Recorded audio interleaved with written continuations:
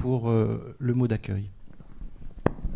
Merci de votre présence. On est sur un sujet, je pense, qui est extrêmement concernant dans notre région. Je salue la présence de Martine Filleul en particulier, donc qui est vice-présidente du Conseil général et qui est en charge, entre autres, des questions justement d'aménagement du territoire. Et j'apprécie tout particulièrement sa présence parce que c'est vrai que sur ces questions-là, nous avons à travailler le plus possible avec l'ensemble des collectivités territoriales et évidemment sur cette question-là, le département. Et je salue aussi Majdouline Sbahi qui essaye de se cacher mais qui n'y arrivera pas.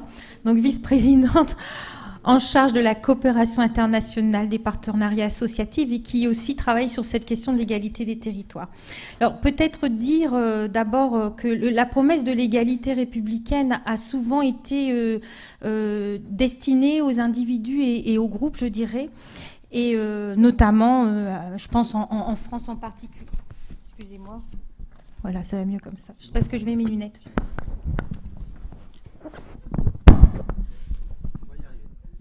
Bon, chacun son sien, comme on dit. Donc cette promesse de l'égalité républicaine, c'est souvent été portée à travers la question éducative et l'école. Hein, je rappellerai pas l'école obligatoire, gratuite, laïque. Puis la question plus proche de nous des discriminations. D'abord les grands mouvements, je dirais, féministes pour l'accès à l'égalité des droits des femmes. Et puis tout ce qui concerne les questions de discrimination à travers les enfants de l'immigration et notamment la marche pour l'égalité des beurs au début des années 80. Mais au-delà de ces droits, elle a beaucoup plus rarement été englobée dans cette notion relativement imprécise qu'est l'égalité des territoires. Mais néanmoins, elle s'est quand même appuyée sur quelques piliers pour cette égalité des territoires. La notion de service public, bien souvent, avec cette idée qu'il y avait une continuité du service public à assurer et à assurer en tout point du territoire. L'exemple emblématique de la défense des services postaux ou des services hospitaliers, mais qui est allé assez loin puisqu'on a la continuité territoriale, notamment pour les personnes qui habitent dans les îles. Donc c'est une question qui est très fondatrice en France, je pense, de cette question d'égalité. Et puis des collectifs, je dirais, correctifs de territoires jugés en difficulté. Et puis bien sûr, dès le début des années 80, la politique de la ville, avec cette lutte contre les ségrégations territoriales, les disparités. Puis même aussi à l'égard, je dirais peut-être des territoires plus ruraux, cette attention portée aux pays, enfin aux territoires ruraux à travers la politique des pays. Alors aujourd'hui, ce qui se greffe là-dessus, c'est le constat de grands décrochages civiques qui nous ont fait nous interroger encore plus sur cette notion d'égalité. L'abstention électorale qui nous fait nous interroger, est-ce qu'il y aurait des territoires perdus pour la République, avec, c'est vrai, des choses qu'on pensait peut-être indûment acquis politiquement, comme genre les quartiers votent à gauche. Eh bien non. On a des formes de vote protestataire qui se traduisent par une forme d'abstentéisme, cet abstentéisme qui est aussi, à sa façon, un mode d'expression. Et puis le problème constaté dans les campagnes, dans une ruralité qui devient un peu intermédiaire, des petites villes qui n'ont pas forcément de difficultés, je dirais, perçues comme aiguës immédiatement, mais où on se rend compte qu'il y a une promesse qui n'existe plus, peut-être englobée dans la question de l'Europe, de la mondialisation. En tout cas, il y a un récit qui ne fonctionne pas aujourd'hui. Et puis, à force finalement, peut-être d'être un non-objet pour certains, ou un angle mort peut-être de l'attention politique ou de l'expression des médias, on a une sorte de réaction de retrait ou de défiance. Puis on est dans une France finalement qui de fait est un peu périphérique et qui est peut-être celle qui subit le plus la mondialisation. Et puis peut-être rajouter à ce tableau qui interroge à la fois la ville et la campagne, l'émergence d'une catégorie pour nous qui est assez mal identifiée ou rarement intégrée dans les politiques publiques, qui est la France, je dirais, du périurbain ou du grand périurbain.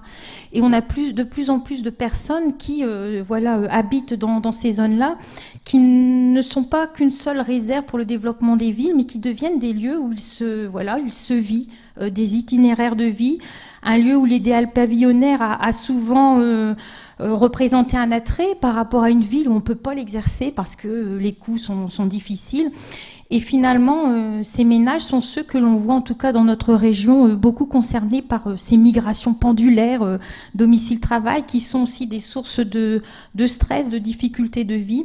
Et donc finalement, on a dans ces territoires une classe, je ne sais pas si on peut l'appeler moyenne, en tout cas, un certain nombre de ménages de classes laborieuses qui sont relativement désorientés. Alors, le rapport avec la région Nord-Pas-de-Calais, c'est qu'on a souhaité, en actualisant notre schéma régional d'aménagement et de développement du territoire, poser la question de la persistance des inégalités sociales et territoriales, parce que cette question-là s'est vraiment imposée. Nous avions pendant plusieurs années des fabriques de prospective, l'une était consacrée spécifiquement à cette question-là. Et l'on s'est rendu compte que c'était certainement parmi toutes les questions prospectives, celle qu'on arrivait le moins à cerner, enfin peut-être à cerner en tout cas en termes de constat, mais peut-être le moins à projeter vers un avenir ou une façon d'appréhender ce problème à plus long terme. C'est-à-dire, il m'a semblé, moi en tout cas en tant qu'élu, que c'était la fabrique où on était peut-être le plus en incapacité de définir une voie ou un chemin pour traiter de cette question des inégalités, en faisant le constat qu'elle s'était aggravée, quelles que soient les politiques qu'on avait menées jusque-lors, elle s'était aggravée à toutes les échelles, c'est-à-dire des quartiers dans des villes dans des agglomérations prospères, des territoires en décrochage, qui pouvaient être aussi des territoires périurbains ou des territoires ruraux, et que finalement, on était quand même bien en mal de définir des scénarios, des possibles, en tout cas que ça restait une question extrêmement importante pour notre région. Et donc on a décidé de la prendre en compte en la prenant comme centrale au niveau des débouchés du SRAT que nous avons actualisé, et en décidant de construire une directive régionale d'aménagement. D'ailleurs, on souhaite le faire avec les départements sur l'égalité des territoires. Et la décision de travailler sur cette question d'une directive régionale d'aménagement sur l'égalité des territoires, je le dis parce qu'Éloi Laurent est là, on l'a décidé avant même qu'il y ait un ministère de ce nom qui existe. Donc c'était vraiment le cheminement d'une réflexion liée aux spécificités de la région Nord-Pas-de-Calais.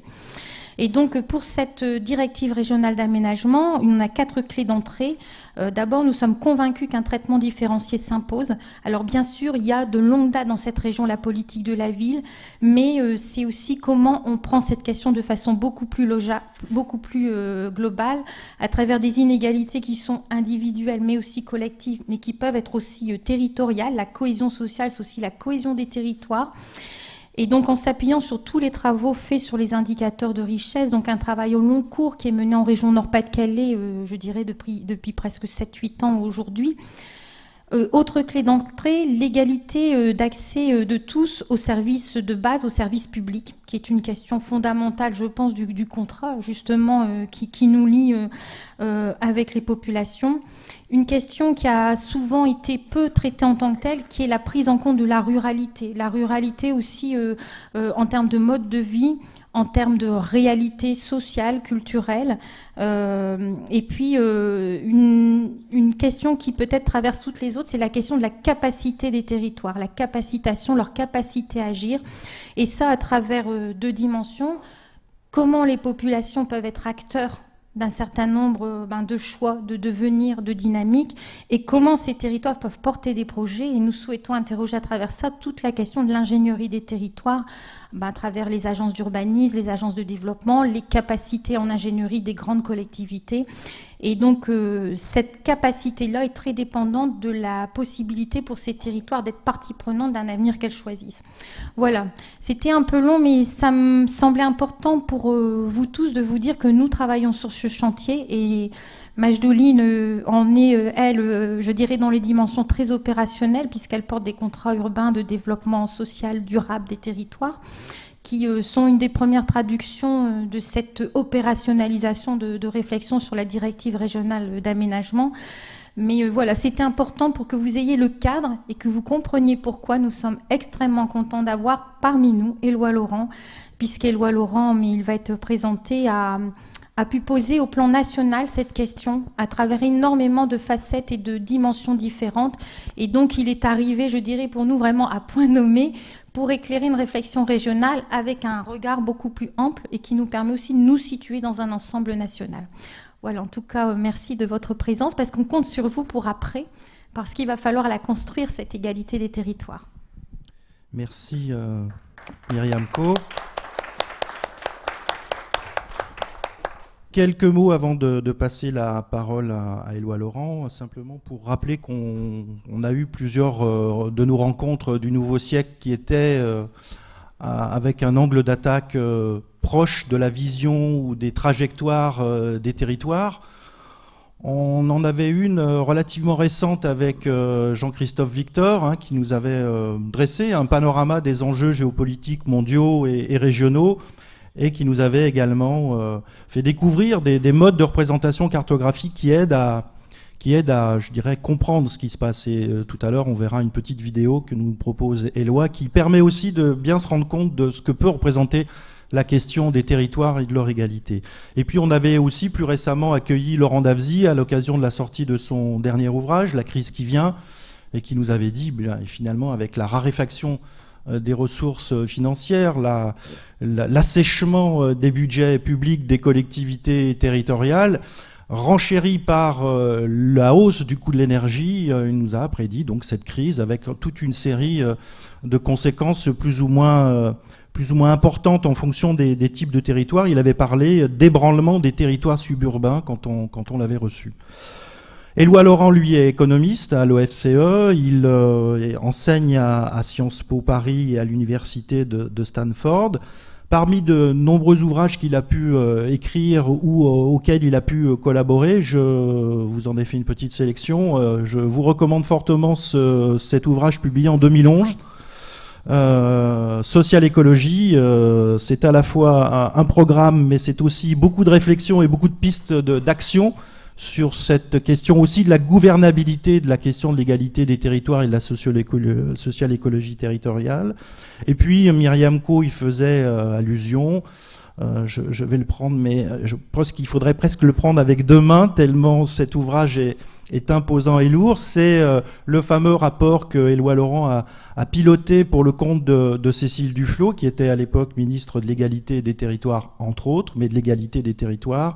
Et donc ce rapport, on vous mettra de toute façon en lien le site sur lequel vous pouvez aller, non pas forcément tout lire d'un seul coup, mais au fur et à mesure de vos envies, aller chercher à la fois des réflexions, à l'aspiration. C'est à la fois un rapport qui travaille au niveau des constats, de la mesure de cette question des inégalités territoriales ou de l'égalité territoriale en termes de trajectoire. C'est aussi un ouvrage collectif qui fait le point sur les dynamiques actuelles en la matière, mais aussi un ouvrage qui propose ou qui esquisse déjà des politiques territoriales en la matière.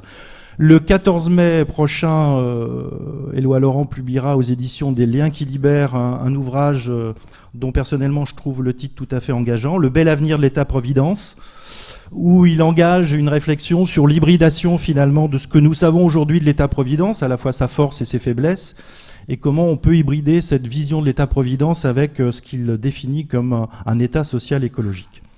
Donc on va aller plus loin ce soir dans la description de cette question de l'égalité des territoires, de ces perspectives en termes notamment d'action publique.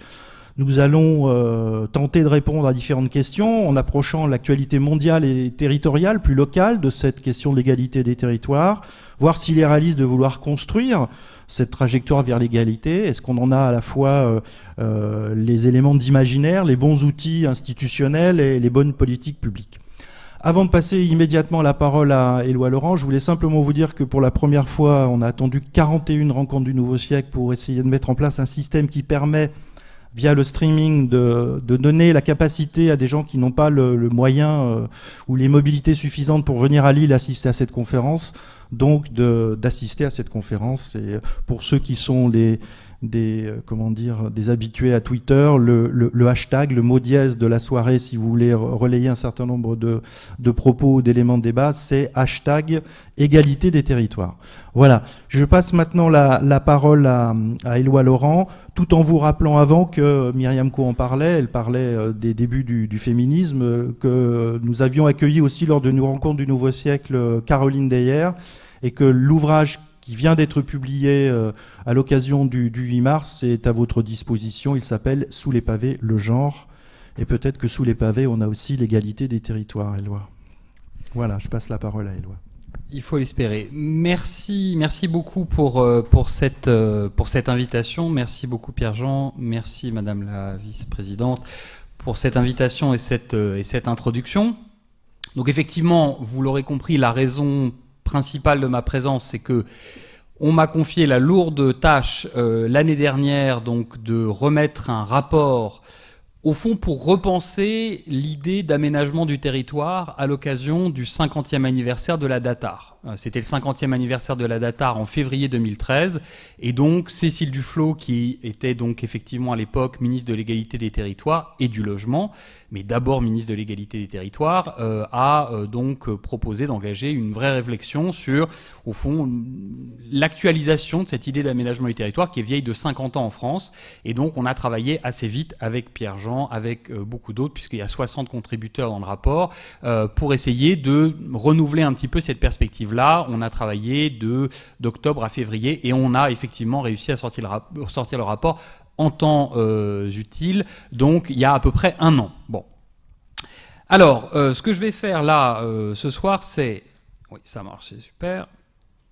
Donc, je vais partir d'un peu loin pour essayer de vous montrer que cette problématique territoriale est en fait une problématique qui a trait à la façon dont la mondialisation est organisée aujourd'hui sur le plan économique. Donc je vais d'abord vous montrer qu'on vit un moment territorial au niveau mondial. C'est pas seulement dans la région Nord-Pas-de-Calais, c'est pas seulement en France, c'est partout. On a des territoires qui sont en train de se développer.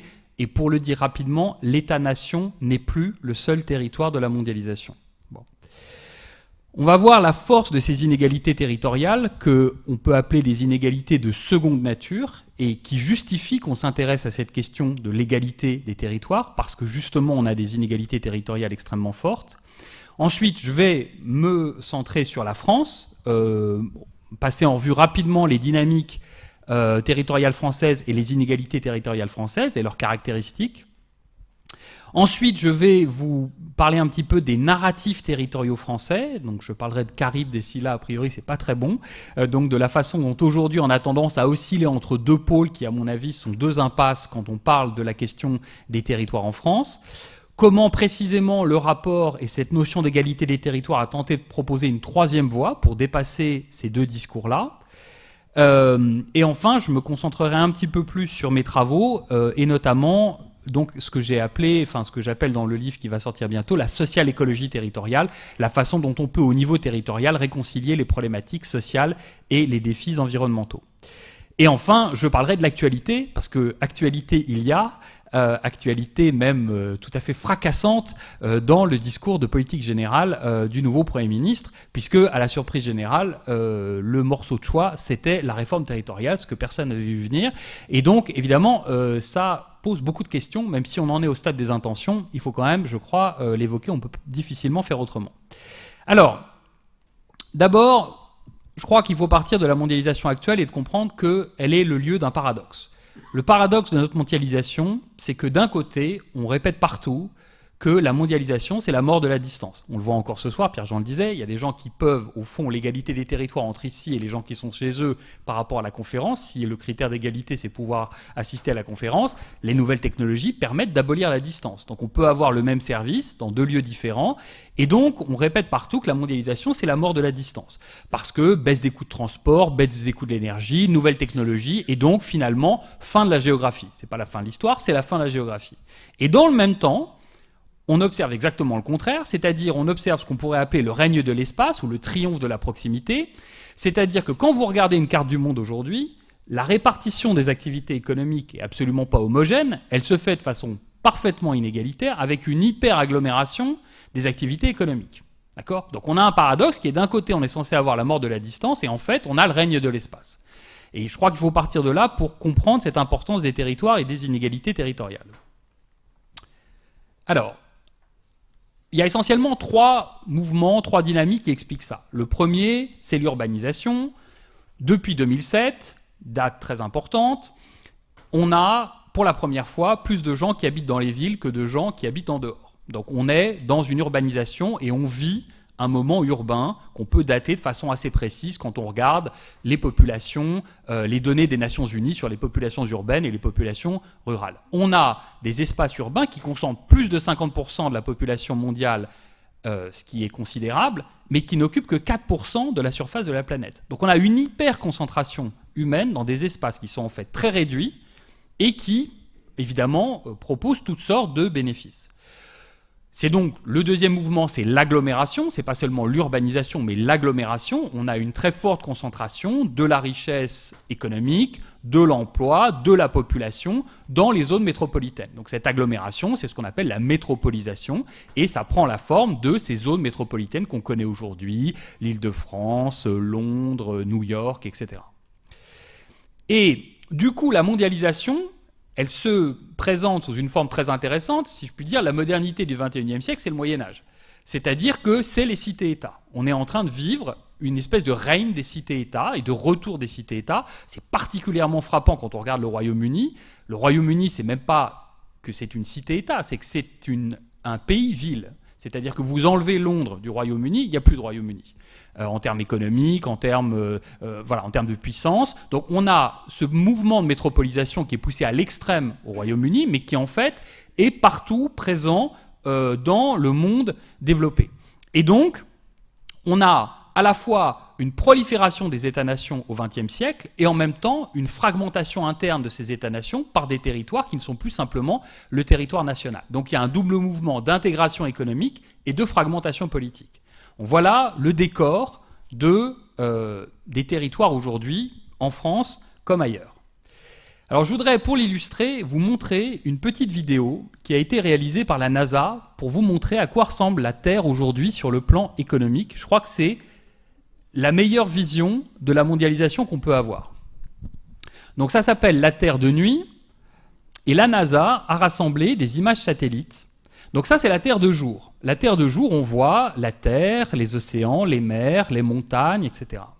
Et pour comprendre la mondialisation économique, il faut en un sens éteindre la lumière, et à ce moment-là, ce qui apparaît, ce sont les taches lumineuses à la surface de la planète, et ces taches lumineuses correspondent exactement à cette agglomération, cette hyper-agglomération économique. Et quand vous regardez l'espace de cette façon-là, vous avez des zones qui sont complètement obscures. Là, donc, c'est évidemment l'Europe. Donc, vous voyez, vous devinez absolument les taches de lumière qui correspondent aux espaces d'agglomération économique, et vous voyez à quel point vous avez une inégalité territoriale. Vous voyez à quel point l'espace, il y a des espaces entièrement déserts du point de vue de l'activité économique. Si vous prenez l'espace africain, vous avez très peu de lumière. Vous avez au contraire des espaces dans lesquels il y a une activité économique avec, voilà, vous avez des espaces aussi qui correspondent à des activités, par exemple, de commerce maritime, comme ici. Vous avez aussi des espaces qui peuvent correspondre à des activités énergétiques. Ici, c'est des champs pétrolifères. Donc, vous avez en fait une vision quand vous regardez la Terre de nuit. Donc ça, c'est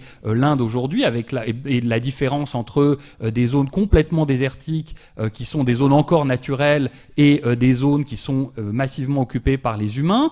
Vous avez aussi, pour l'Asie, ici, par exemple, la Corée du Nord et la Corée du Sud. La Corée du Nord complètement éteinte au nord et la Corée du Sud hyperactive. Là, c'est des zones de pêche où vous avez l'activité économique aussi.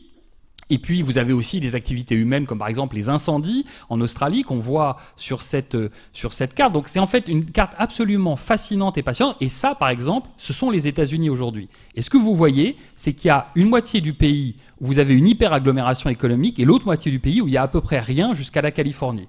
Et les États-Unis aujourd'hui, c'est ça. C'est pas du tout une zone homogène sur le plan économique. Et pour le voir, ça, il faut vraiment prendre la Terre de nuit, reconstituer ces images satellites, et du coup, on voit à ce moment-là, effectivement, les lumières qui signalent les zones d'agglomération économique. Et ça, ce sont des inégalités de seconde nature. Ce qu'on voit là, quand on éteint la lumière et que du coup apparaissent les lumières de l'activité économique, ce ne sont pas les inégalités de première nature. Donc, il y a deux types d'inégalités essentiellement dans notre espace. Les inégalités de première nature, les inégalités de seconde nature. Les inégalités de première nature, c'est des inégalités proprement naturelles, c'est-à-dire elles sont le fruit de la géographie physique. Donc, elles sont exogènes en partie, les humains n'en sont pas responsables et ils ont une prise limitée sur ces inégalités. Et donc, typiquement, le désert du Sahara, et quand vous essayez de surmonter ces inégalités proprement naturelles, parfois c'est effectivement difficile et ça a d'ailleurs un coût humain très important. Mais les principales inégalités de notre mondialisation et notre monde ne sont pas des inégalités de première nature. Ce sont des inégalités de seconde nature qui sont liées à la géographie humaine. Et c'est celle-là qu'on vient de voir sur la carte de la Terre. C'est celle-là qu'on voit à la surface de la Terre. Et ces inégalités résultent de l'activité humaine, c'est-à-dire de l'échange économique, de la division du travail, de la diffusion du progrès technique, autrement dit, de ce qui fait le développement à long terme, c'est-à-dire l'échange économique et les institutions. Et ce sont ces inégalités qui vont en fait être les inégalités majeures aujourd'hui en termes d'inégalités entre les territoires. Il y a un courant théorique qui est né il y a 20 ans pour essayer de comprendre cette nouvelle réalité économique qu'on a appelée la nouvelle économie géographique, dont un des représentants éminents est Paul Krugman, l'économiste bien connu qui a eu le prix Nobel d'économie, qui n'est pas que journaliste pour le New York Times, il fait aussi des travaux académiques à l'occasion, et c'est pour ça qu'il a reçu le prix Nobel. Et donc ce qu'il a montré, c'est qu'en fait, il y a des forces et des logiques économiques très fondamentales qui expliquent que se concentrent à certains endroits des espaces dans lesquels, sous l'effet des forces centripètes, on a des agglomérations économiques très importantes. Pourquoi ? Parce qu'on en tire avantage. Et Krugman a montré, par exemple, que toute la région de la Nouvelle-Angleterre, qu'on a vue là sur la carte rapidement des États-Unis, ne s'explique absolument pas par la présence de ressources naturelles. De même qu'une ville comme Chicago et son développement et le fait que Chicago a été la grande métropole de la révolution industrielle américaine ne s'explique pas par le fait que Chicago a un avantage naturel particulier.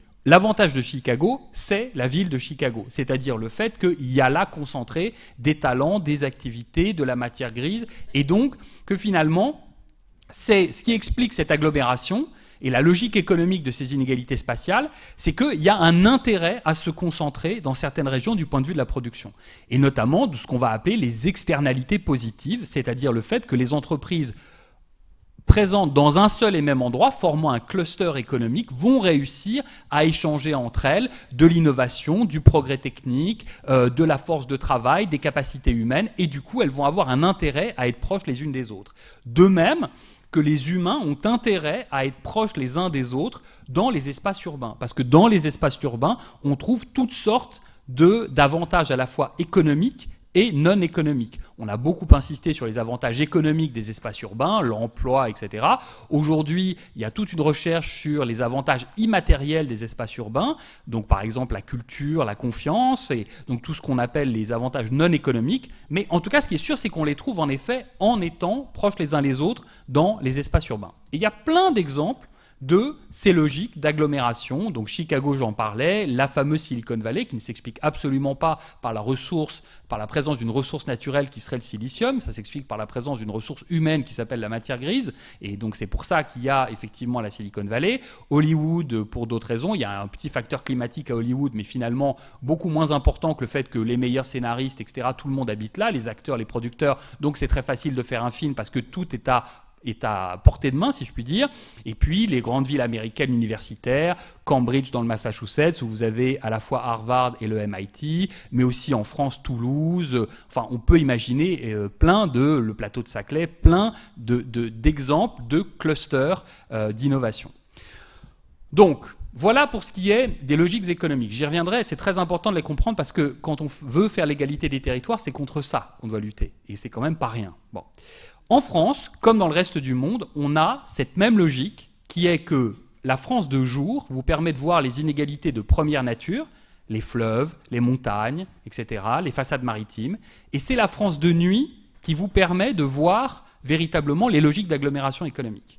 Et au fond, la carte de la France de jour, elle vous dit très peu de choses de la façon dont vont exister, perdurer, évoluer les inégalités territoriales. Et il faut vraiment regarder la France de nuit pour pouvoir voir ces inégalités territoriales. Alors, quelles sont les grandes dynamiques territoriales en France ?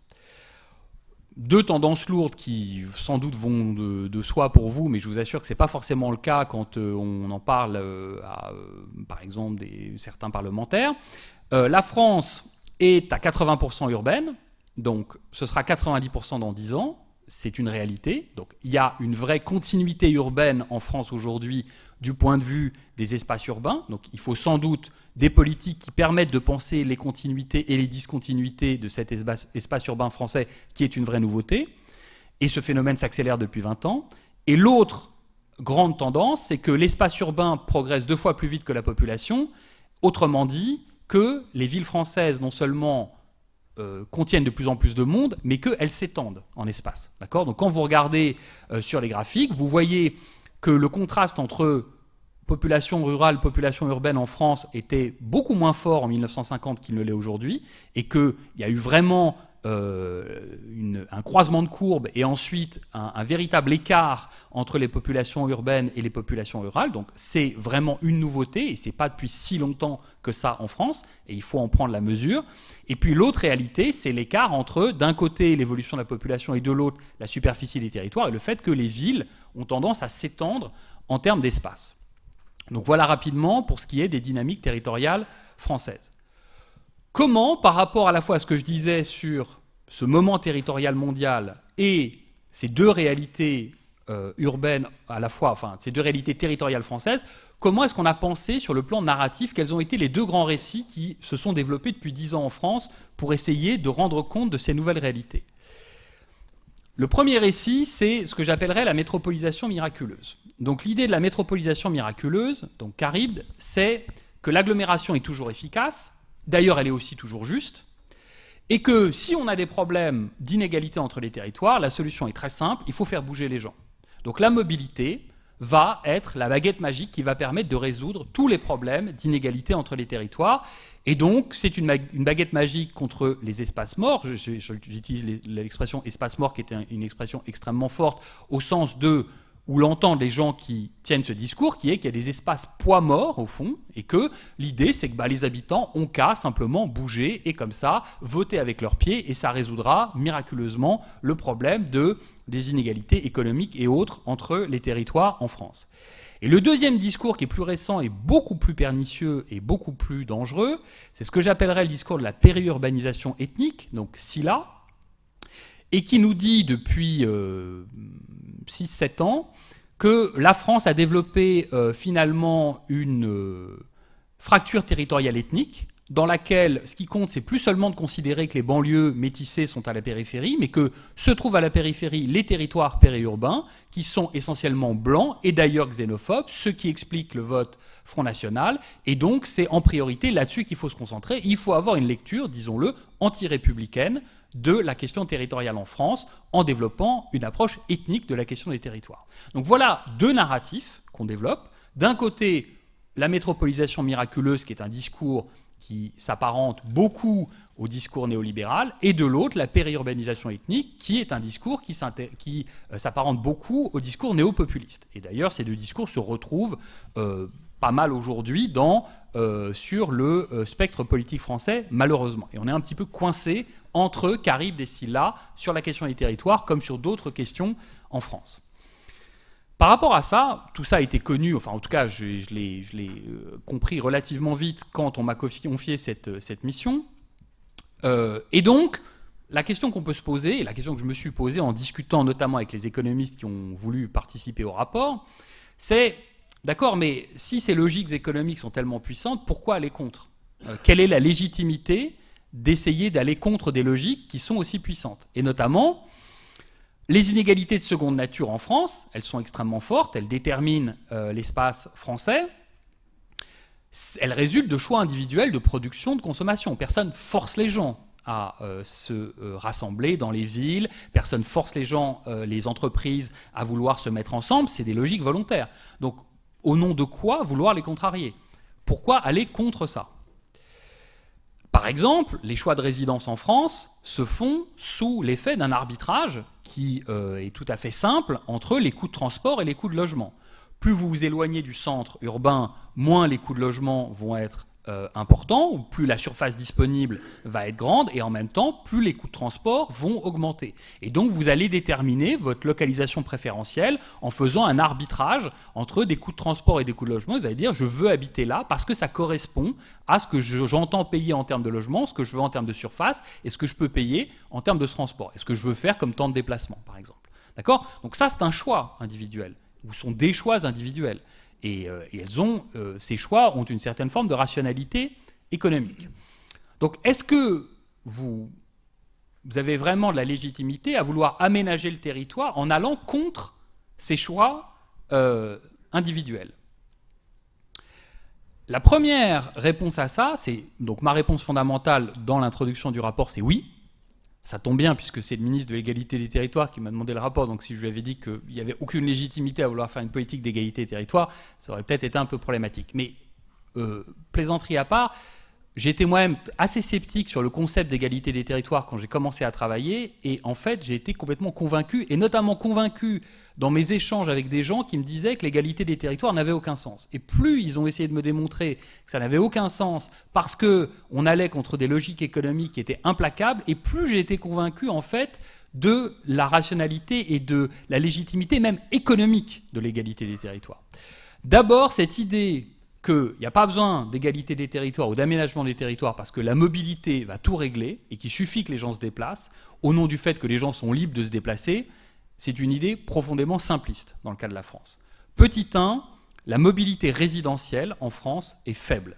Elle est faible, ça fait 30 ans qu'elle est faible, les gens en France ne se déplacent pas. On pourrait souhaiter qu'ils se déplacent, ça réglerait sûrement plein de problèmes économiques, on pourrait vouloir les déplacer à coups de pied dans le derrière, c'est peut-être ce qui attend un jour les politiques d'aménagement du territoire, mais aujourd'hui, telle qu'est la France, les Français aiment l'endroit où ils vivent et ils entendent y rester.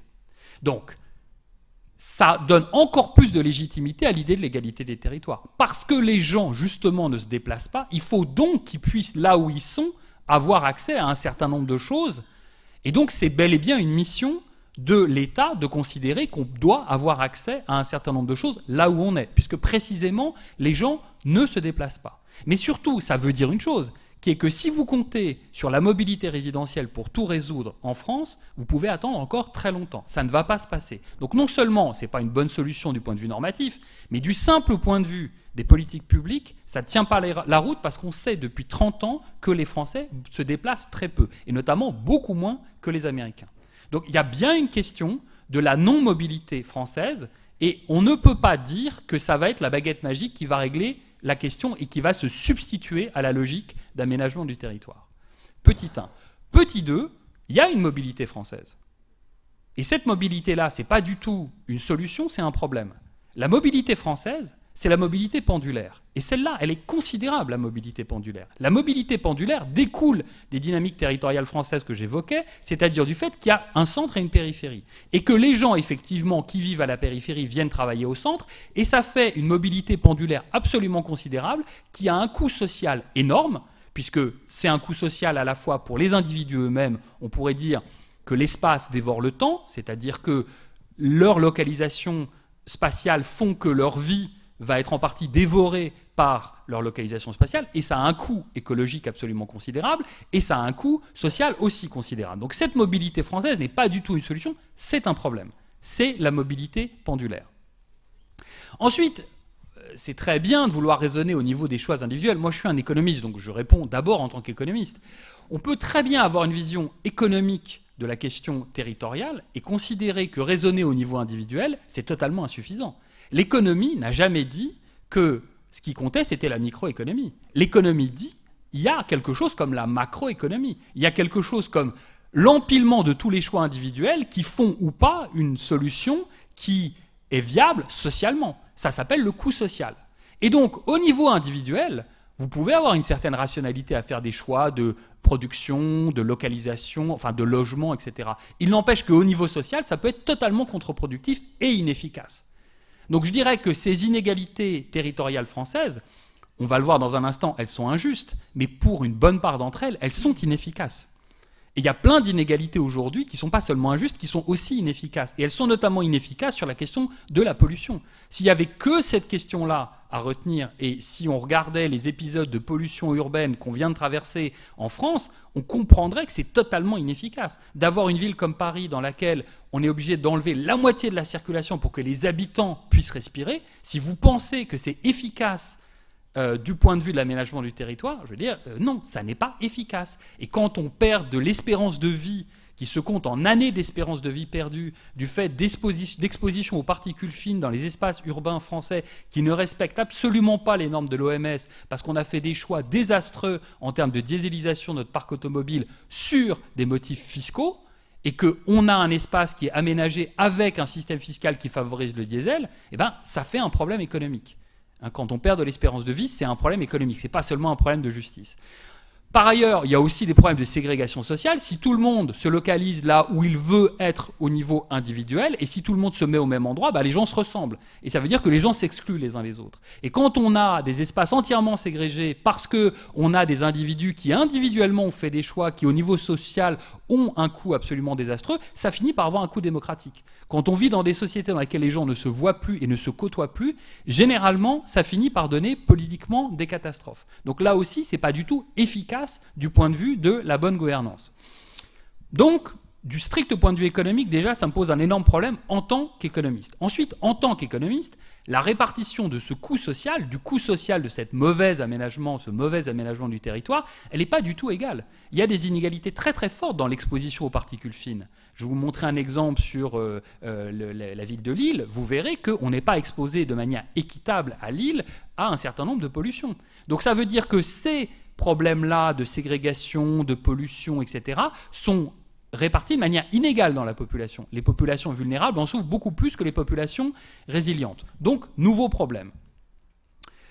Donc, on peut complètement renverser la logique consistant à dire il n'y a pas besoin d'aménagement du territoire, tout ce qu'il faut c'est de la mobilité et c'est une illusion totale et cette idée d'égalité des territoires est une chimère dangereuse. On peut complètement renverser ça en disant non seulement c'est légitime, même du point de vue économique, et c'est efficace, mais en plus il y a en effet des enjeux de justice fondamentaux dans l'aménagement du territoire. Et c'est pour ça que c'est légitime de parler d'égalité des territoires. Parce que l'égalité des territoires, ça dit ce que l'aménagement ne dit pas. L'aménagement, c'est juste l'efficacité. L'égalité, c'est la justice. Et en effet, il y a des enjeux de justice fondamentaux dans la façon dont on aménage les territoires.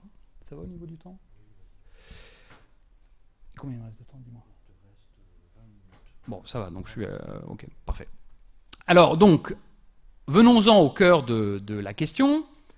Est-il légitime ou pas, d'abord sur le plan juridique, de parler d'égalité des territoires ? Est-ce que ça a un sens, en France, sur le plan juridique, de parler d'égalité des territoires ? À ma grande surprise, oui.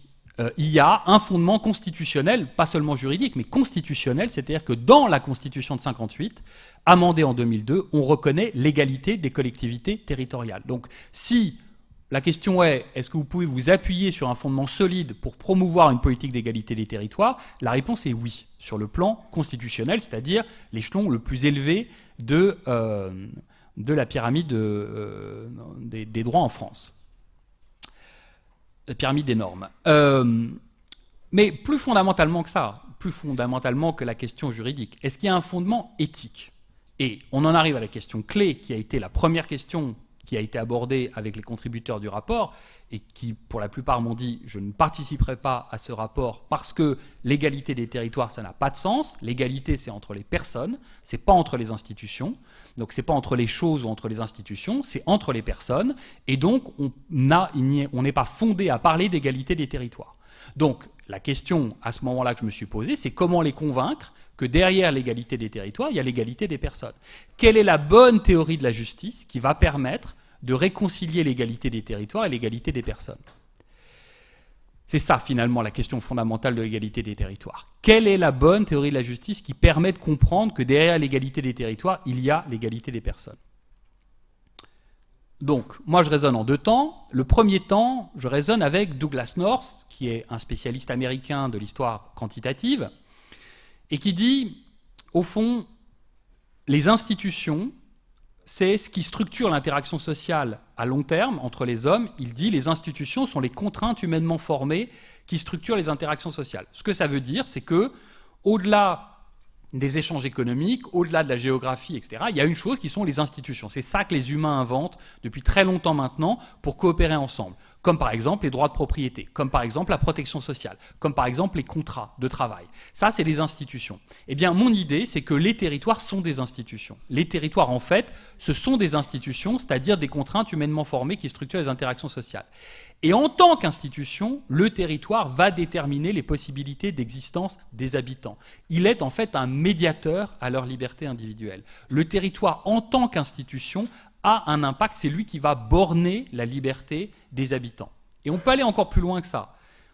Et on peut aller encore plus loin en prenant ce qui est pour moi la meilleure théorie de la justice aujourd'hui, celle qui est la plus avancée en termes de compréhension de ce qu'est la justice au XXIe siècle, qui est la théorie d'Amartya Sen, qui est philosophe et économiste indien, qui aujourd'hui enseigne à l'université d'Harvard, dont j'ai eu la chance de pouvoir traduire l'œuvre et avec lequel j'ai pu travailler, et qui vous explique, Amartya Sen, que la grande théorie de la justice aujourd'hui, c'est la théorie des capacités. Ce qu'il faut répartir de façon équitable dans la société, c'est les capacités qui sont données aux personnes. C'est-à-dire la liberté de faire réellement des choses, la liberté d'être, la liberté réelle. Ce n'est pas seulement des choses abstraites, ce n'est pas seulement le revenu qu'il faut distribuer, ce sont les capacités. Et ce qui compte, c'est le développement humain, c'est-à-dire le développement des individus par rapport à leurs capacités. La capacité qu'on leur donne d'être et de faire réellement. Voilà.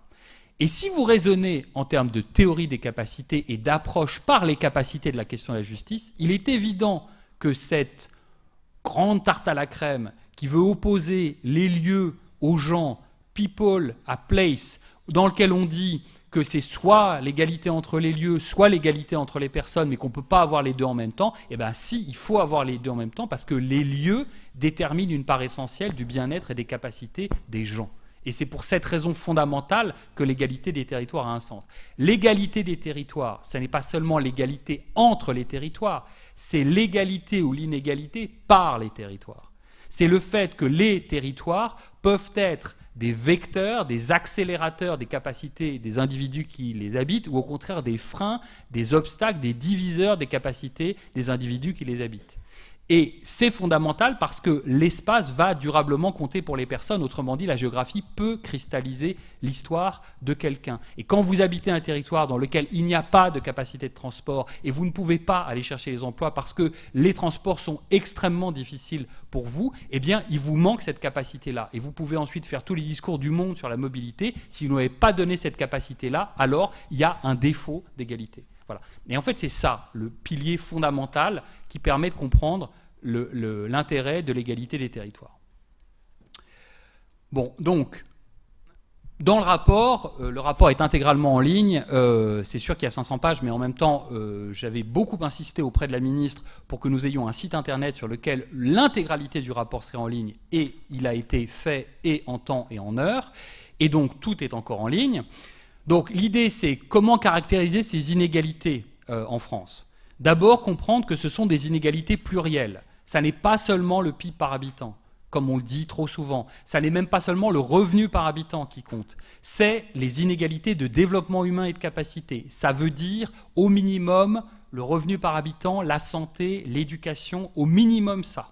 Et il faut raisonner désormais selon ces critères-là et plus selon des critères strictement monétaires et statiques. Et si vous regardez la façon dont on vient de réviser la politique de la ville et d'étendre des zonages sur le seul critère de la pauvreté monétaire, vous comprenez qu'on est encore très loin aujourd'hui dans l'action publique d'avoir intégré cette notion de développement humain. Et pourtant, il est certain que les inégalités qui comptent aujourd'hui en France, au minimum, c'est revenus par habitant, santé et éducation. Au minimum, et il y en a encore d'autres, il y en a encore bien d'autres. Ensuite, ces inégalités sont dynamiques. Ce n'est pas seulement le bien-être aujourd'hui qui nous intéresse, c'est le bien-être dans 10 ans, le bien-être face à des chocs. Le bien-être face à des chocs, c'est la résilience. Comment un territoire peut être ou pas résilient, comment les capacités des individus vont être préservées ou pas face à des chocs. Et au-delà même de la question des chocs, à long terme, c'est la soutenabilité. Comment un territoire peut voir le bien-être de ses habitants, les capacités des habitants préservées à horizon de 20 ans, 30 ans. Et ça, c'est majeur. Les rapports du GIEC viennent de sortir, le dernier vient de sortir sur le changement climatique. Il n'y a aucun doute sur le fait que les territoires français vont être impactés par le changement climatique de façon extrêmement importante. Il y a aujourd'hui trop peu de travaux sur la question de la résilience territoriale et de la soutenabilité territoriale. Donc c'est évidemment pour ça qu'on a mis Pierre-Jean dans le rapport et son équipe, parce que évidemment la région Nord-Pas-de-Calais est à cette date, c'est eux qui ont fait le seul travail aujourd'hui qui fait autorité. Rendez-vous compte, au XXIe siècle, en 2014, en France, dans un pays comme la France, on a une étude sur la question du développement humain au niveau régional. On n'en a qu'une. C'est quand même extraordinaire.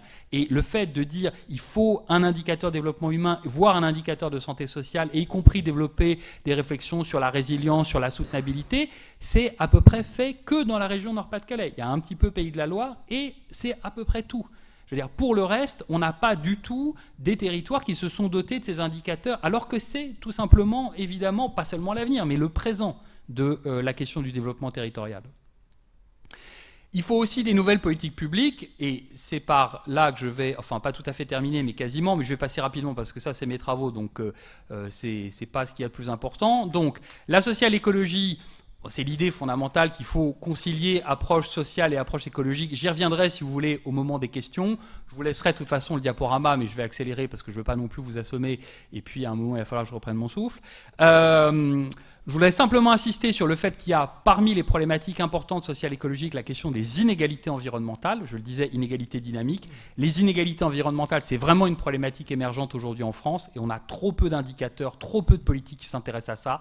À Lille, c'est absolument une question majeure. Le meilleur projet aujourd'hui français qui s'appelle Equitarea, qui étudie la question des inégalités environnementales, montre à Lille qu'il y a une cartographie qui se calque entre d'un côté la défaveur sociale et de l'autre un certain nombre de pollutions, ce qui veut dire que des populations qui sont vulnérables socialement sont les plus impactées par un certain nombre de pollutions. Ça, c'est le genre de questions qu'il va falloir traiter, et c'est des questions sociales écologiques. Bon, je vais passer là-dessus.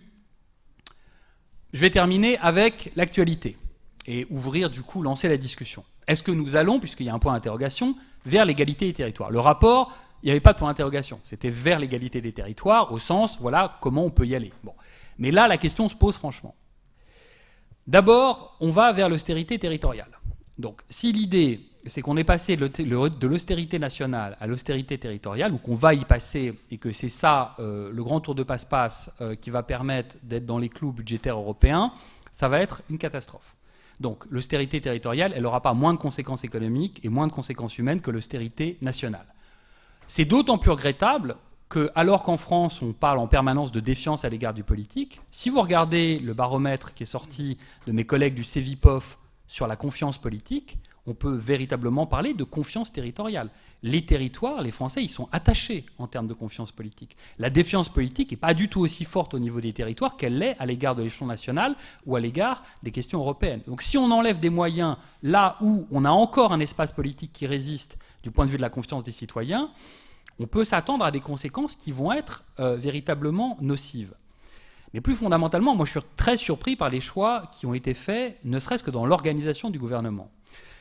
Une des idées du rapport, il y en a beaucoup, c'est de favoriser la coopération entre les espaces ruraux et les espaces urbains, de dépasser cette opposition entre métropolisation et périurbanisation pour dire allons dans le sens d'une coopération des territoires, pas de concurrence des territoires, mais de coopération entre espaces ruraux et espaces urbains. La grande force du ministère Cécile Duflot, c'est qu'elle avait à la fois les espaces ruraux et les espaces urbains. Si vous regardez la façon dont le gouvernement est organisé aujourd'hui, vous avez d'un côté l'égalité des territoires avec Sylvia Pinel et de l'autre la politique de la ville qui est maintenant sous l'autorité de Najat Vallaud-Belkacem. Autrement dit, l'égalité des territoires a été éclatée en deux et on a séparé la politique de la ville du reste de l'égalité des territoires.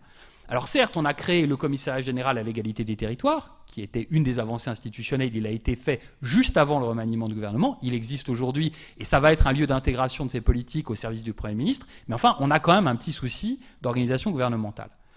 Le plus étonnant, c'est le discours de politique générale du nouveau Premier ministre, puisque ce discours dit deux choses. Il dit d'un côté, on supprime la clause de compétence généralisée, dont on avait compris 2 mois avant que finalement on la gardait après avoir dit qu'on allait la supprimer. Donc, finalement, on la supprime.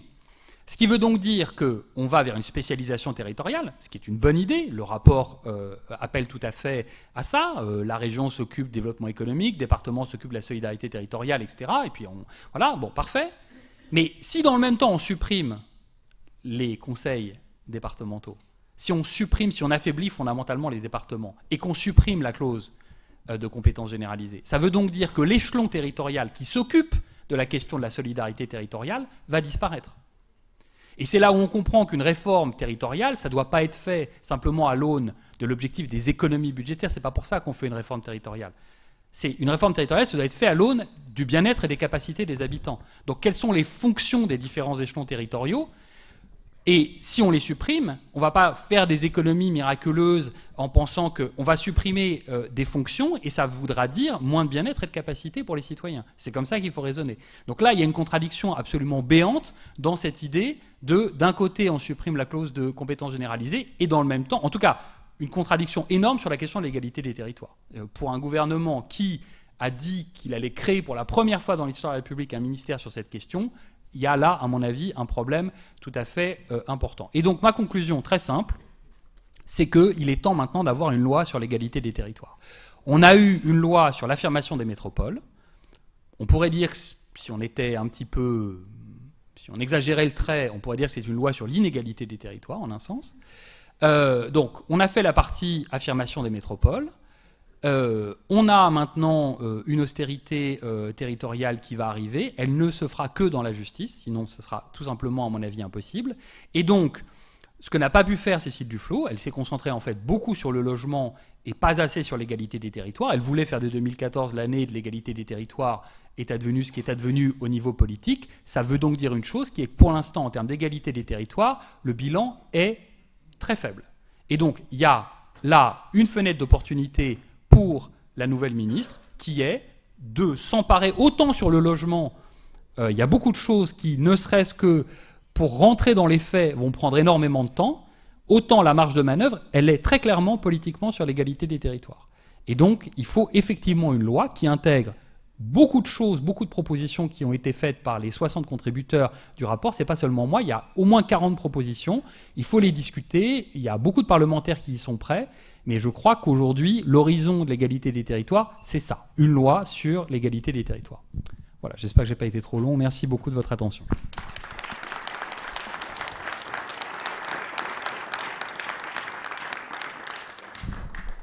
Bien, donc on ne sortira de cette salle que si nous avons une loi sur l'égalité des territoires. Nous allons la faire ensemble. Mais avant de la faire, on va peut-être poser quelques questions. Moi, j'en avais une. Tu viens d'évoquer notamment l'actualité liée aux propositions faites dans le discours de politique générale du Premier ministre. Et le sentiment qu'on a, peut-être, en tout cas, il est aujourd'hui en question, en débat, d'un retour à une forme de jacobinisme, avec cette idée que finalement il y avait un jardin à la française en France, avec des clauses bien identifiées, des responsabilités bien identifiées par niveau de collectivité, ce qui finalement n'a jamais existé. Donc je me demande si on n'aurait pas dans cette loi sur l'égalité des territoires un chapitre sur la nécessité d'avoir une certaine forme d'adaptation de la norme en fonction de là où on se trouve. Les problèmes d'égalité des territoires de Dunkerque ne sont pas forcément les mêmes que ceux de Périgueux. Donc derrière cette question de l'égalité des territoires, il y a une forme d'agilité et de reconnaissance aux collectivités territoriales de produire des pactes locaux, d'organiser les choses. Comment tu sens cette tendance-là? Moi, j'ai peur qu'on revienne effectivement vers une forme de jardin à la française, d'ailleurs, elle n'a jamais existé, par rapport à une interterritorialité un peu plus jacobine et, je pense, plus agile pour mener des politiques d'égalité des territoires. Moi, je pense que, évidemment, c'est une question majeure. La question de l'uniformisation, enfin, quand on parle d'égalité des territoires, c'est aussi ça. C'est la question d'une uniformisation des structures. Et en effet, donc, mais ce débat-là, simplement, aujourd'hui, n'est pas ouvert. C'est-à-dire qu'il faudrait l'ouvrir. Il faudrait, mais ce qu'on a aujourd'hui, c'est l'idée qu'il y a une norme qui, en un sens, est la norme, alors là, pour le coup, la plus uniforme, qui est le pacte de stabilité et de croissance. C'est-à-dire qu'on dit... Il faut respecter les 3%. Parce qu'il faut respecter les 3%, il faut faire des économies. Parce qu'il faut faire des économies, on va diviser le nombre de régions par 2. Pourquoi pas par 3? Pourquoi pas par 4?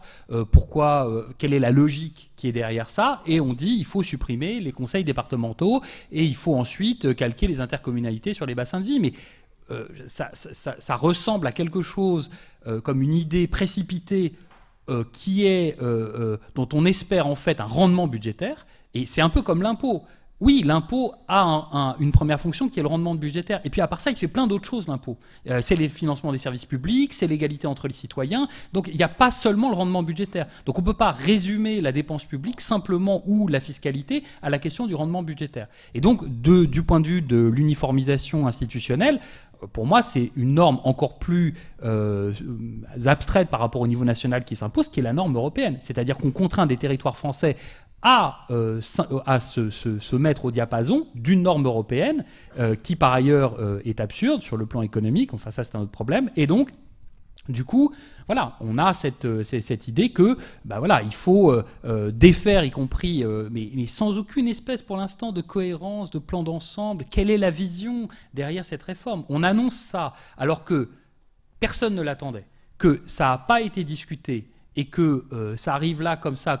Et pourquoi? Parce que du coup, c'est l'idée du choc, et c'est l'idée, on pense, rendement budgétaire. Voilà. Et ça, quand on commence à réduire la dépense publique et l'impôt à simplement la question du rendement budgétaire, on est très très loin de la vocation de ces instruments.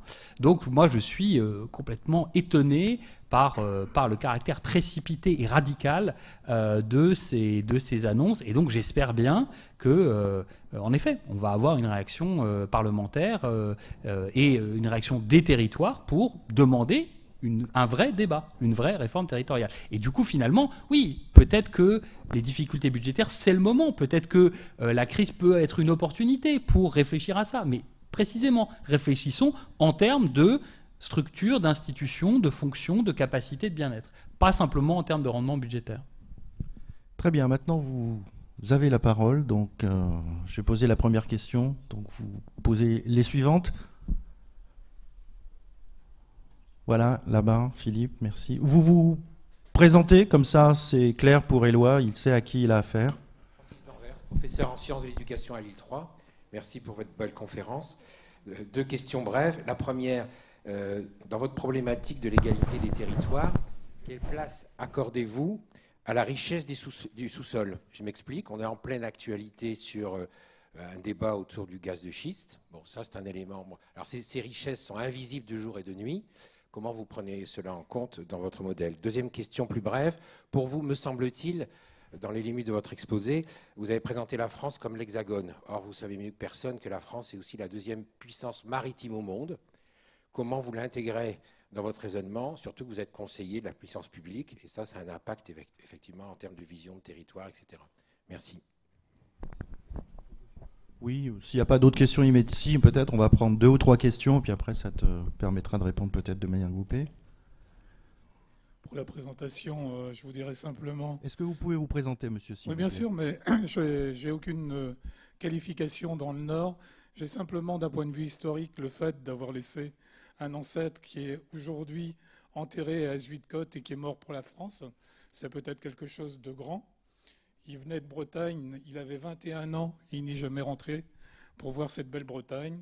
Il est venu se battre pour la liberté dans le Nord. Moi, je voudrais vous poser une question. J'ai survolé votre rapport. Je voudrais savoir quelles sont les répercussions que l'on peut prendre au niveau de l'analyse en termes de différentiel de revenus disponibles brut par habitant. Le graphe figure dans le rapport. On a de grandes inégalités entre l'Île-de-France, que je vois avec un indice de 120, et les DOM, où l'indice est de 80. Ceci induit des différences en termes de consommation.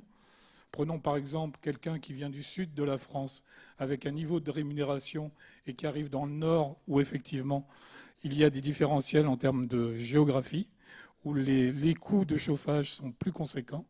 Comment prendre en compte ces éléments?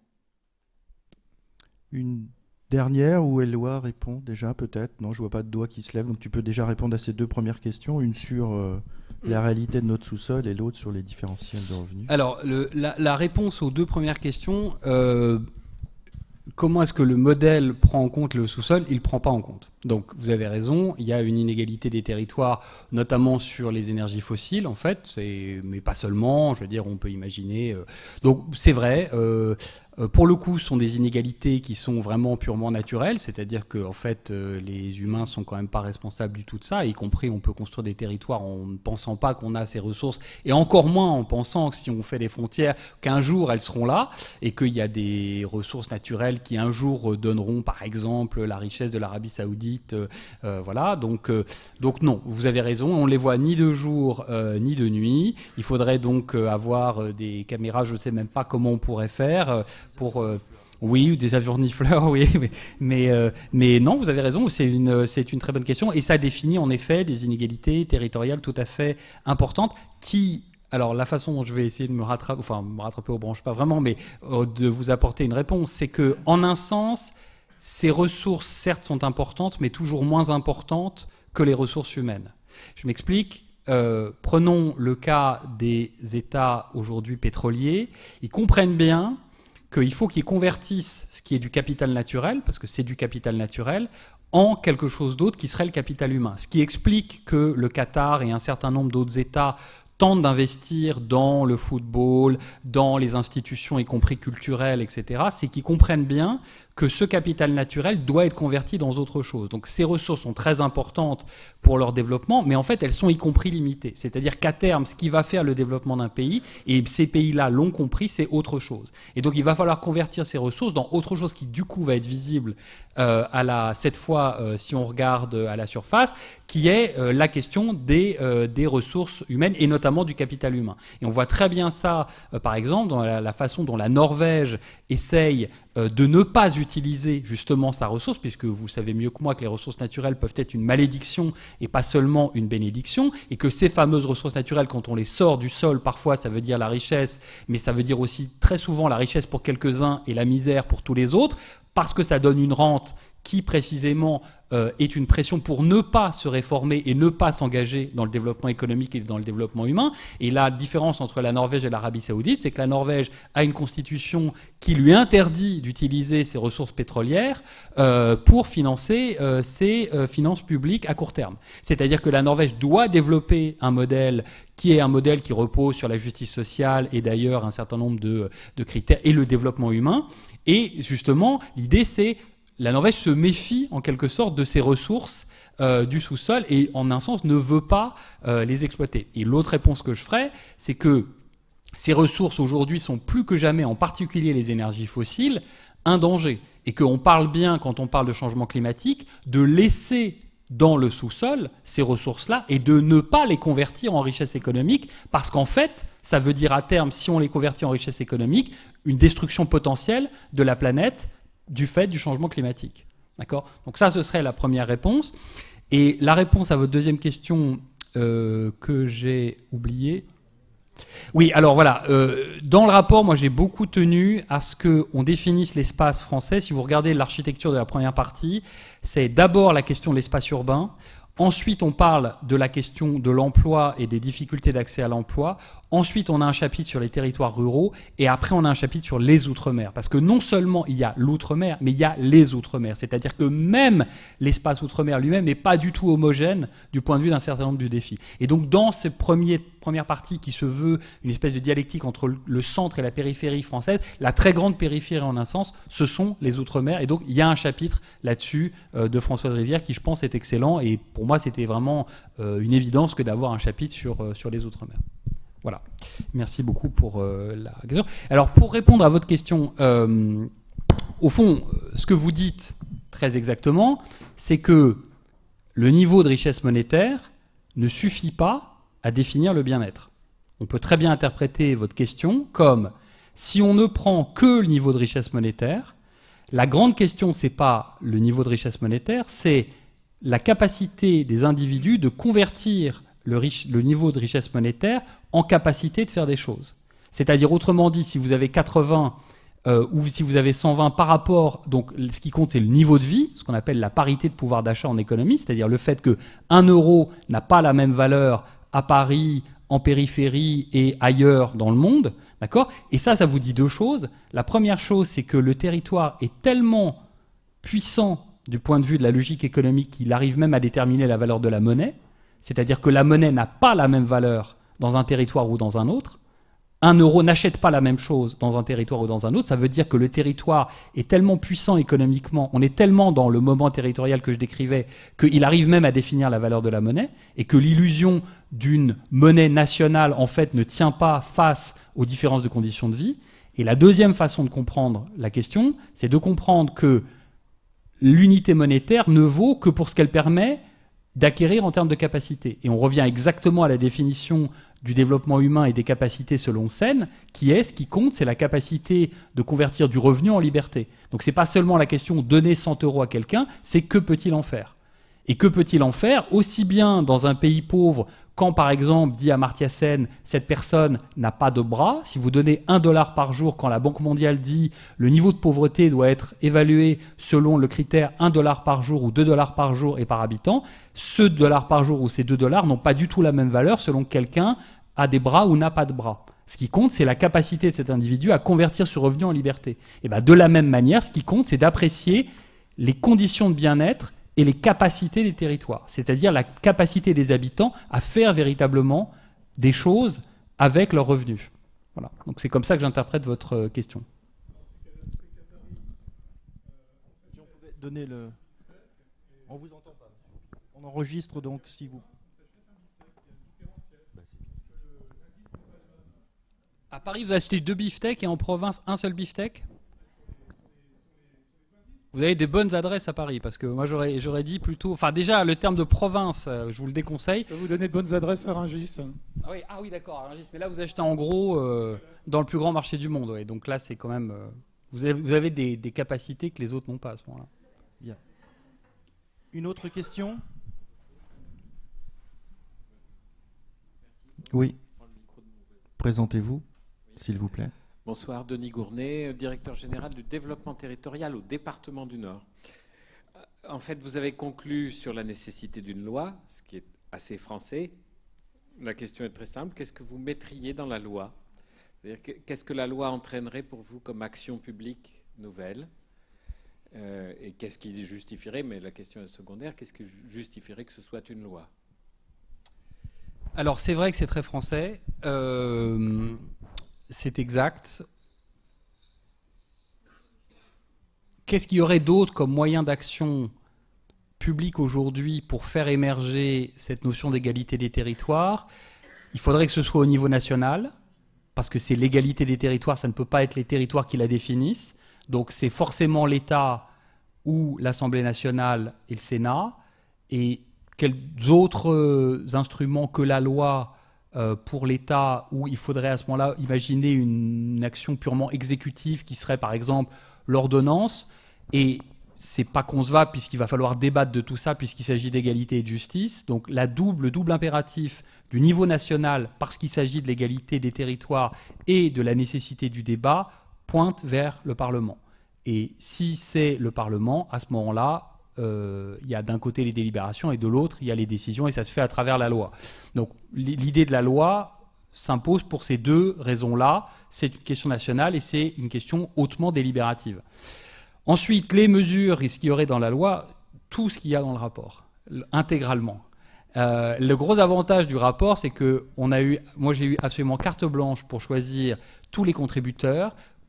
Il n'y a aucune contribution qui a été censurée. Et en plus, dans le rapport, l'originalité, c'est que vous avez d'un côté les contributions de chercheurs et de l'autre des politiques qui discutent les contributions des chercheurs. Et donc vous avez déjà, ce que j'espérais, c'était l'amorce déjà d'une délibération où ce n'est pas simplement les experts qui disent ce qu'il faut faire aux politiques, comme trop souvent, mais que déjà on commence à organiser le débat. Alors le débat a lieu de manière très imparfaite, parfois ça fait des étincelles, parfois on est à la limite de l'injure, enfin il y a des choses tout à fait intéressantes, on n'a pas changé une virgule de ce point de vue-là. Donc il y a des propositions qui sont à la fin de l'introduction, il y a au moins 40 propositions. Je vous dis franchement, j'ai organisé les propositions selon 3 thématiques. L'introduction n'est pas très longue à lire, si vous pouvez la trouver en ligne, ça fait quelque chose comme 10 pages. Et les propositions en tant que telles, je pense qu'elles tiennent sur 2 pages. Donc si vous me demandez, de mon point de vue, ce qu'il faudrait mettre dans la loi, fatalement, je vais vous répondre les recommandations qui sont faites par le rapport. Donc voilà, donc je vous dirais ça. Mais évidemment, il y a beaucoup d'autres choses qu'on n'a pas traitées et qui doivent être mises. Et il y a des choses qu'on propose qui sont ni faisables, ni peut-être pertinentes. Donc il y a un filtre ensuite parlementaire à avoir. Mais les recommandations sont là.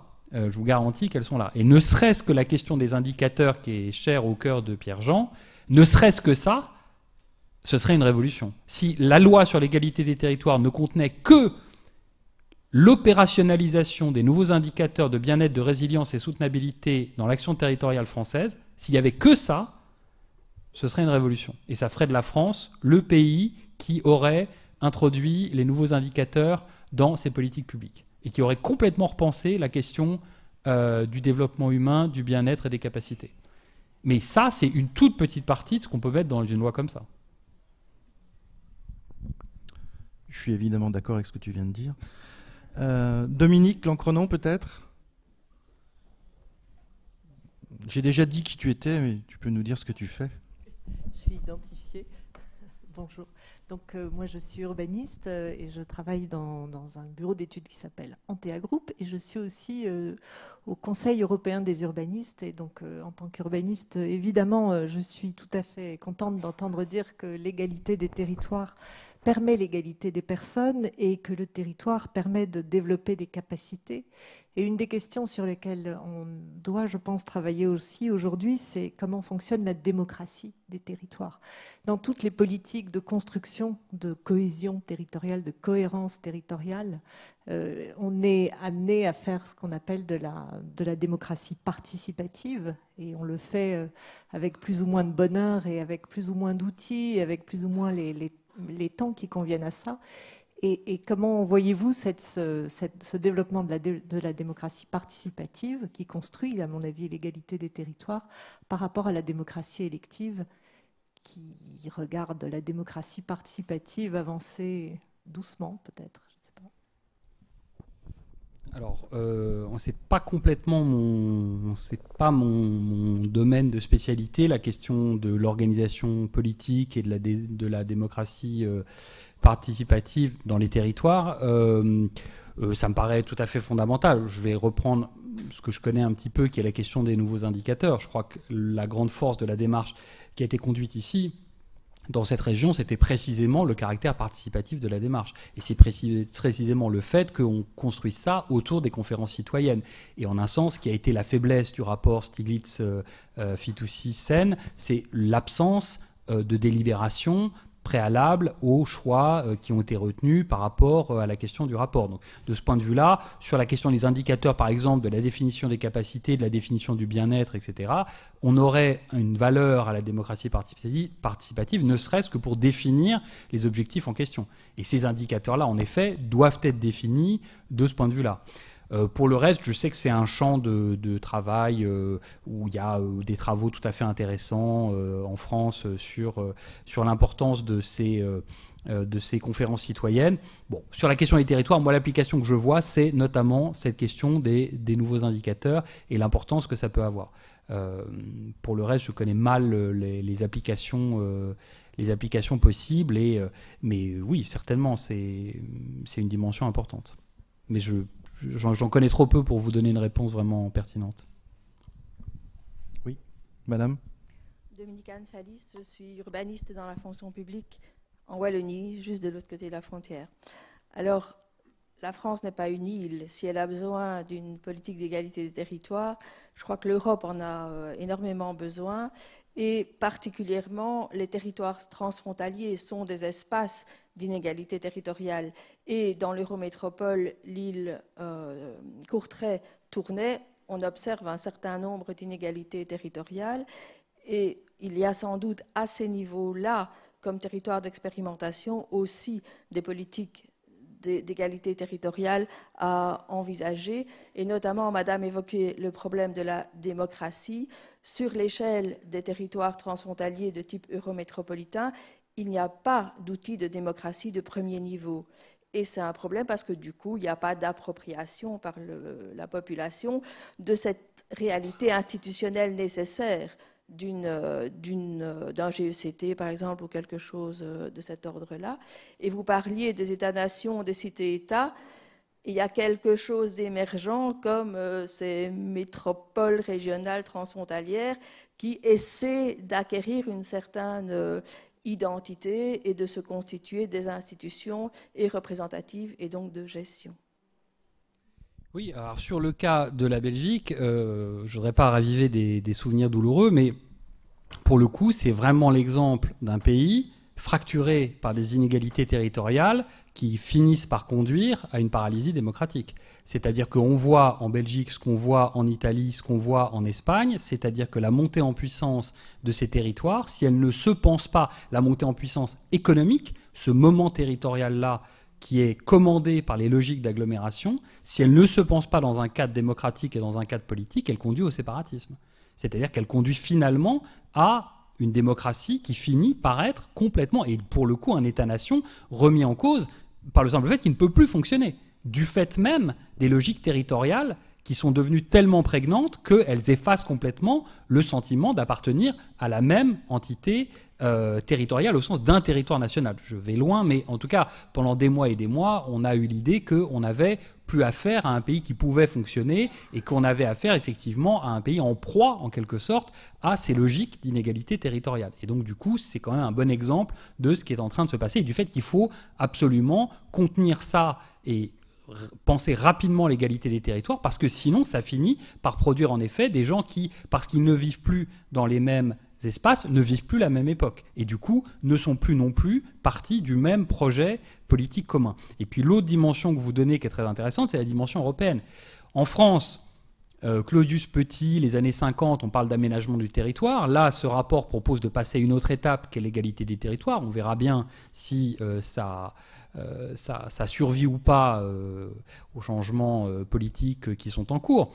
Mais en effet, quid de l'Europe ? L'Europe, elle, parle de cohérence territoriale. Et cette idée de cohérence, ce qui est encore une autre dimension, donc cette cohérence territoriale, c'est pas l'aménagement du territoire, c'est pas seulement l'efficacité. Et si on regarde le préambule du traité de Rome, puisque c'est dans le préambule du traité de Rome qu'on a cette idée de la cohésion territoriale ou de la cohérence territoriale, et à vrai dire de la cohésion territoriale, et c'est le nom qu'on donne aux fonds européens qui sont consacrés à cette question. Les fonds structurels, c'est des fonds de cohésion, et donc on parle bien de cohésion. C'est pas seulement l'objectif économique de rattrapage des régions en retard. C'est aussi l'idée de faire une Europe qui tienne la route et qui puisse être une Europe des régions convergentes. Bon, quand on regarde l'Europe aujourd'hui, alors le grand paradoxe de cette convergence européenne, c'est que elle a réussi du point de vue des États-nations. On a à la fois une convergence nationale et une divergence régionale en Europe. En fait, c'est ça qui est assez intéressant quand on regarde ce qui s'est passé depuis le premier élargissement de 1973. Les pays, généralement, ont rattrapé, en particulier, évidemment, l'Irlande, mais d'autres pays aussi, même si les pays méditerranéens ont mis plus de temps et qu'ils ont été durement frappés par la crise. Il y a eu une espèce de convergence nationale, mais elle s'est doublée d'une divergence régionale. Et on voit très bien que dans un schéma que les économistes du territoire appellent la courbe de Williamson, Williamson c'est le nom d'un économiste américain, il a écrit un article dans les années 60 qui dit que à mesure qu'on progresse dans le développement économique, on a d'abord des inégalités régionales qui augmentent. Donc on a un écart entre les régions du fait du début du développement économique, parce qu'on a des régions urbaines qui commencent à se détacher des régions rurales et à croître, et avec des niveaux de vie qui commencent à s'écarter. Ensuite, on arrive au sommet de la courbe en cloche, qui est la courbe préférée de tous les économistes. Elle est formidable, parce que d'abord ça monte, puis après on arrive à un pic, puis après ça descend, c'est simple. Et donc on arrive au sommet, et là on met en place des politiques de redistribution des espaces riches vers les espaces pauvres, et à ce moment-là, on a une baisse des inégalités entre les régions du fait des politiques de redistribution. Ce schéma-là, aujourd'hui, est absolument pas valable, puisqu'on est arrivé au bas de la courbe, et si je puis dire, on est reparti à la hausse, c'est-à-dire qu'on a un développement économique qui se poursuit dans les nations deviennent de plus en plus riches, mais les régions métropolitaines s'écartent de plus en plus du reste. Donc il y a un troisième temps de cette courbe de Williamson qui est pas seulement lié à l'écart entre les espaces urbains et les espaces ruraux, mais à l'émergence des espaces métropolitains. Et ça, c'est la question que l'Europe doit résoudre aujourd'hui. Et si elle a réussi la convergence nationale, aujourd'hui, elle n'a pas du tout réussi la convergence régionale. Et on a largement une Europe qui est éclatée du point de vue régional et du coup des fonds structurels européens qui paraissent pas avoir atteint leur objectif du point de vue de la convergence régionale. Et l'Europe n'est pas remise en cause par la divergence des nations, mais par la divergence des régions. Pour tous ceux qui sont en train de négocier les prochains programmes européens, je pense que c'est un sujet de réflexion. Une autre question ? Non ? Martine Filleul, une question ? Dominique Mirada, une question ? Majdou Linsbaï ? Non ? Non ? Vraiment ? Bien. Bien, s'il n'y a plus de questions, on va arrêter là cette 40e rencontre. Je voulais remercier Éloi Laurent, notre nous à tous, pour le temps qu'il a passé avec nous et l'énergie qu'il avait déjà mis à coordonner ce rapport. Pour y avoir contribué, je sais que ça n'a pas été facile, mais je pense que si on n'a pas écrit la loi, on a en tout cas quelques articles là, de cette loi ou de prochains programmes territoriaux initiés par les régions et les départements qui pourraient largement être déjà mis en œuvre sans finalement qu'il y ait de loi. Si la loi n'arrive pas, il faudra bien que les territoires s'y mettent.